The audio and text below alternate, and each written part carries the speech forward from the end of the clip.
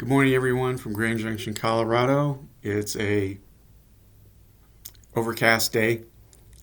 We're heading into spring, and days they go up and down, warm and cold.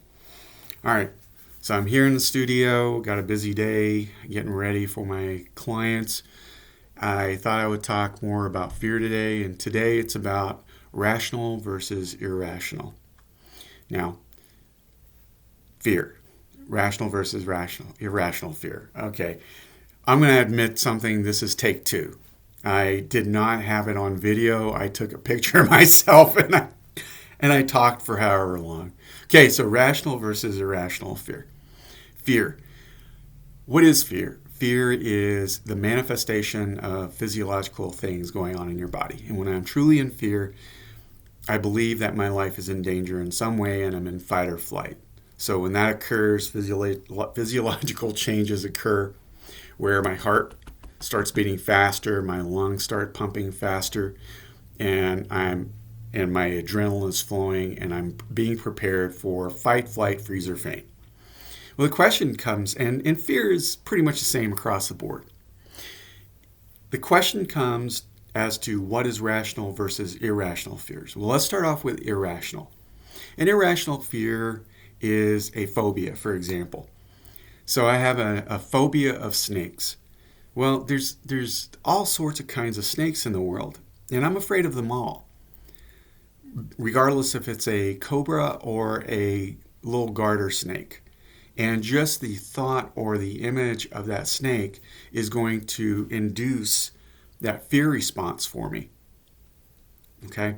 An irrational fear, I guess, would be something where, yes, it makes sense to be afraid of that thing. So if I'm being stalked by a predator, it's like, yes, that would be rational. Well, I want to talk about it from the brain's perspective. And we're going to talk about it from the two hemispheres that we have here. So understand that we're probably mirror image. So this is my left, this is my right. Regardless of what type of fear it is, and I'm going through that physiological response, I'm in fight or flight, there are certain things that happen here in the brain. Now, when we talk about function, if we put you in a functional MRI machine and took a movie of your brain's functioning, on any given day, you're going to see varying lightning strikes throughout the brain, depending upon what activities I'm engaging in.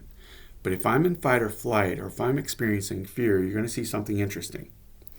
My right hemisphere becomes inflamed. And so there's lots of firing that's occurring here. Well, why? It's because this is emotional memory, it's visual memory, it's body memory. And when I'm engaged or when I'm seeing or experiencing something that causes fear, this part becomes inflamed. Well, if that's what's happening here, on the left side of the brain, it basically goes offline. It goes quiet, including Broca's area, which is about language. So that's why people can experience and re-experience horrible situations and have no language for it. Now, this has been considered the emotional side of the brain, and this is the rational side of the brain. Well, if this part is engaged and this part is offline, guess what you don't have access to? When you're in a crisis situation and I ask you what 2 plus 2 is, your answer is probably going to say, what? You're not going to have access to those things that we want and that we need. Okay, problem solving. And that can explain what we're seeing in the coronavirus situation with people experiencing fear, and instead of us doing things that seem to make common sense, instead we're doing things that other people tell us to do or things that are being done. So, you can't get toilet paper right now because people are buying all of it in the world. What are you going to do with toilet paper? I guess if you're quarantined for a while.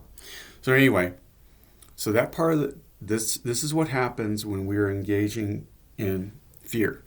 So to the brain, there is no such thing as rational fear. If you are being chased by a tiger, you're not going to stop and think, was this rational or is this irrational? Should I be doing this or should I not be doing this?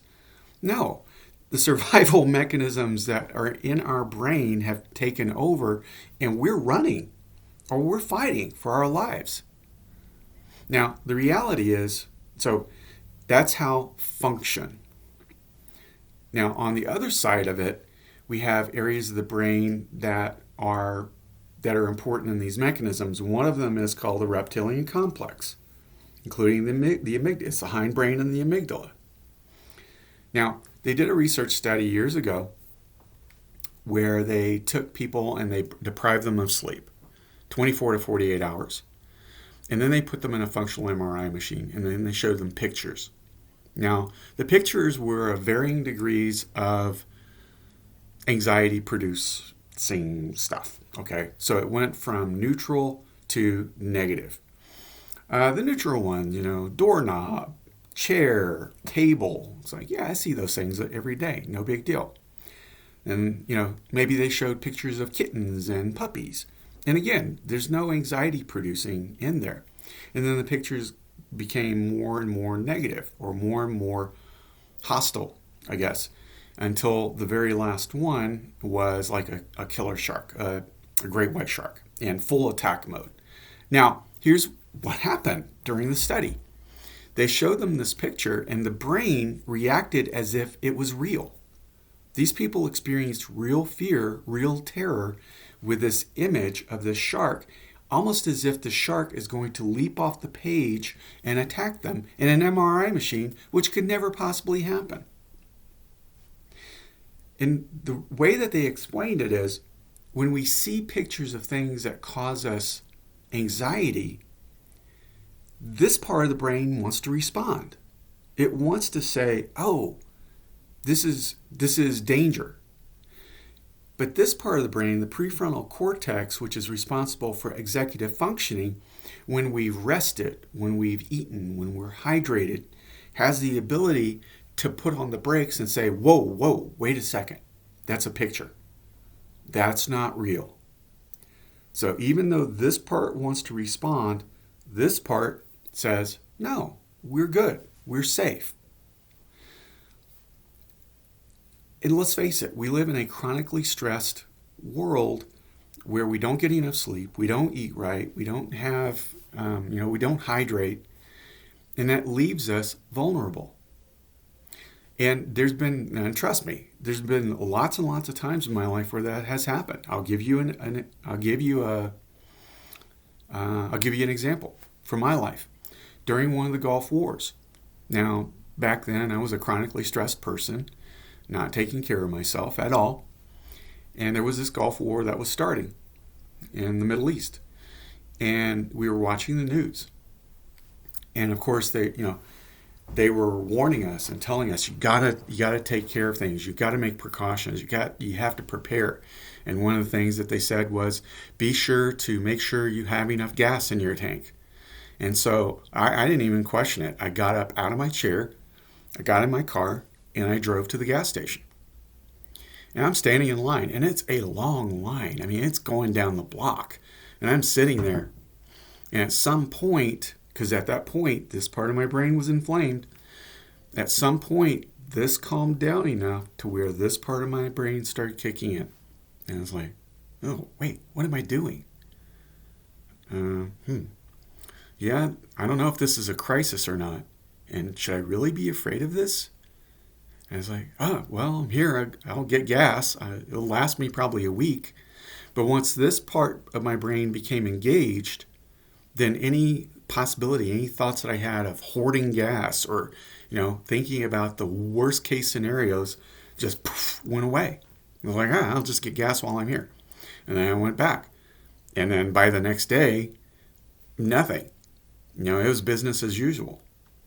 And I think even at some point, Kuwait was on fire. All the oil fields were on fire, and still we had enough gasoline. And so here we are. Now, if I'm working for my rational brain, if I'm operating here, and I can make preparations and I can take precautions, that doesn't mean I'm not going to throw common sense out the window. I'm not going to walk into a coronavirus quarantine area without a mask or without gloves. I'm gonna protect myself because I have common sense. When currently I see clients in my office, and so far no one's canceled. And I've been asking, are you fearful of this? And people, I'm actually kind of proud of my clients, and resoundingly, no. I'm taking precautions. I'm washing my hands more. I'm not touching my face. I'm doing all these things that I know are going to keep me safe, but I'm still going about business. I'm still going about life. I was like, okay, that's fine. And so in my office, I have cleaning materials. So I clean in between clients. I shake hands with my clients. I also have antibacterial stuff once I'm later. If I have a client that says, no, we're good. And I've had people who have colds. It's like, I want to shake your hand and normally they would, but they don't want to get me sick. But I'll tell you another experience that I had. It was with a doctor. I came up with a bad case of pink eye one time. And I went to a doctor, and they prescribed me a medication. They had not looked at my chart, and they prescribed me one with sulfa drugs, which I'm allergic to. So it made my pink eye worse. So I had to go back to the doctor. But the first doctor that I went and saw would not come near me, stood across the room. Definitely, there was no thought of shaking hands or anything like that, and diagnosed me from a distance. Confidence builder for me. The second doctor that I went in shook my hand, put gloves on when he was examining me, then shook my hand at the very end, and was washing his hands and applying antibacterial stuff after the visit was done. And with the first person, I felt completely disconnected. And with the second person, I appreciated the fact that they were taking precautions, and I appreciated the fact that they were treating me as a human being. Other precautions that I'm taking. I have the ability to do telehealth. So if someone feels really uncomfortable about getting in public, then we can always set up, as long as they have like a smartphone or a computer, we can set it up to where I can meet with them like I'm meeting with you right now. And I'm perfectly fine with that. So it's not about throwing out common sense. It's an infectious disease, and we want to treat it with the respect that it deserves. The question is, am I coming from here or am I coming from here? Okay. So those are just some thoughts for today. And this is my first attempt at putting this on possibly Instagram and Facebook at the same time. We'll see if it works. All right, guys, you have a great day. Wash your hands and just live life. See ya.